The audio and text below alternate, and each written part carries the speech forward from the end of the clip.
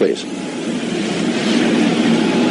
Now, if you would turn to Genesis 1:26, Genesis 1:26.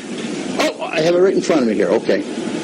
And it says, you know what it says in Genesis 1:26? This is prior to Adam.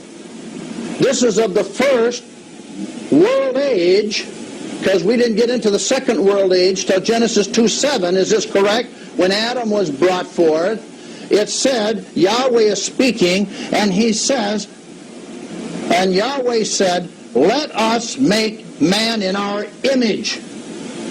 And they put man in, and they took Enosh out of the original Hebrew. Enosh. But the thing that I'm going to pound about here is that Yahweh said to somebody, because he said, let us make Enosh in our image. What is an image? An image is, say, a copy of something, okay? What is this right here? It's actually me. Okay, it's called a hand, but it's me. Is this right? This is also me. Okay, it's all me here. But this is called a hand. That okay? It's one of the most wonderful things that has ever been created, and how it functions. They can't get anything mechanical or electrical to even try and do what this can do, the way it's been designed, that Yahweh did. Okay, this is my hand. Mine. Is this mine? It belongs to me. It's attached. It's mine, right? No. Do you see an image? Yeah. Does it look like my hand? Is it my hand? No, it's not my hand. It's an image on the screen. Do you get it now? Let us make Enosh in our image. I showed you two of them with their skulls. The Negroid and the Mongoloid that was here prior to Adam. Though it kind of looked like our skull, and it had a nose opening and sockets for eyes. This is my hand. This is the image what kind of looks like my hand. But this doesn't have fingerprints like this does or whatever. Do you understand me?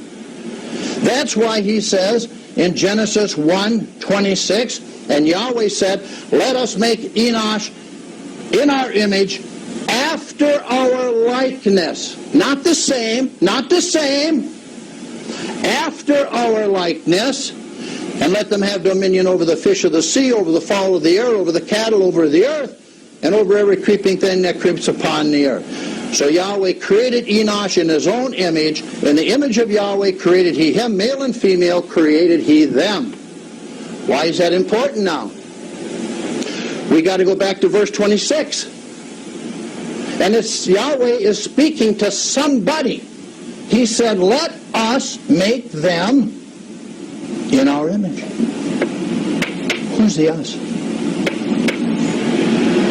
Oh boy, I can see wheels turning out here. Who's the us? The us were the Elohim. We're the sons of God of the stars, called Zanoni, the children of the stars. They were the us. Do you remember the story of Abraham and Sarah? Do you remember Sarah was barren? Come on now. She had no child. She was 90 years old. And all of a sudden, three men come walking across the field. Did they not? Yeah. And Abraham looked, and he said, go get a kid. Go get a goat. Hurry up. Today, see, the churches tell you, go get a kid to roast. They'd go get a little child off the street and probably roast them on a spigot. That's how dense they are in understanding. So right away they went. Now who were these three people who had flesh and sat down and ate goat's meat and everything with Abraham? They were angelic beings that Yahweh sent, number one, to tell Sarah that her name was going to be Sarai to Sarah, and that in a year's time she would what? Bear a son to Abraham. Is this written? And then it says the other two angelic beings went into Sodom and Gomorrah, Admah and Zeboim, okay? And they witnessed that, and they got Lot, and they got his wife and two daughters, and they headed for the hills. Is this correct? Now you know who let us make Enosh in our image. Now you know who the us are that Yahweh's speaking about. And we're still back to the first earth age, prior to Adam coming here. Hello. And you notice he also pluraled it the second time. He not only said, let us make Enosh in our image, after our likeness. Our is plural. This is very important.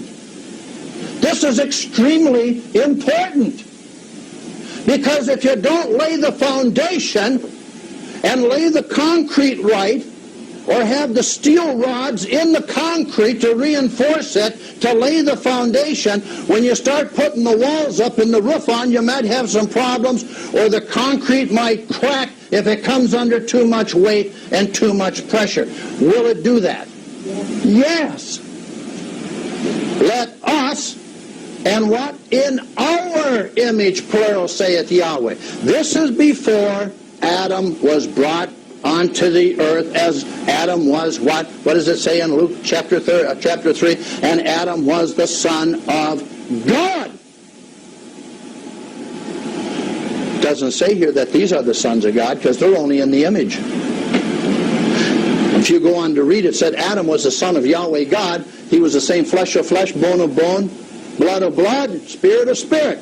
And you'll notice he didn't breathe into their nostrils the spirit of life. But if you go over here to chapter 2 of Genesis, verse 7, and it says that Yahweh formed Adam from the dust of the ground and breathed into his nostrils the spirit of life, the Holy Spirit, the spirit of life, and Adam became a living soul. He became what was known as a Hue-Man.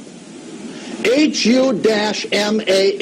They have taken and called it now a human, and they're trying to tell you that everybody's a human on the surface of the earth, which is a lie.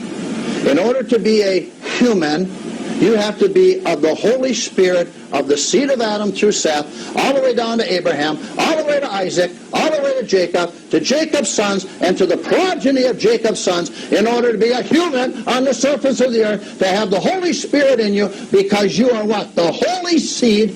Ezra said Israel was the holy seed of Yahweh on the earth, who today are the white Western European people and the nations thereof.